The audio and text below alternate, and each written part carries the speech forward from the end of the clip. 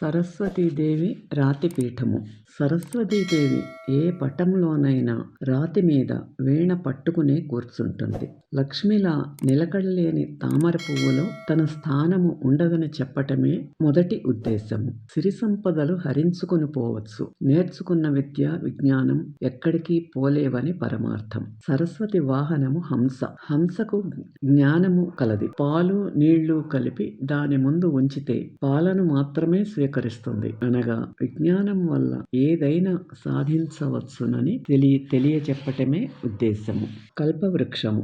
దేవలోకంలోని ఒక వృక్షం పేరు. కోరిన కోరికలు తీర్చే శక్తి దీనికి కలదు. 5 రకాల కల్పవృక్షాలు అక్కడ కలవు. అవి మందార, పారిజాత, సంతాన, కల్పవృక్ష, హరిచందనాలు. కల్పవృక్షం క్షీరసాగర మథనంలో ఉద్భవించింది. ఈ వీడియో మీకు నచ్చితే లైక్ చేసి సబ్స్క్రైబ్ చేయండి. Please subscribe my channel.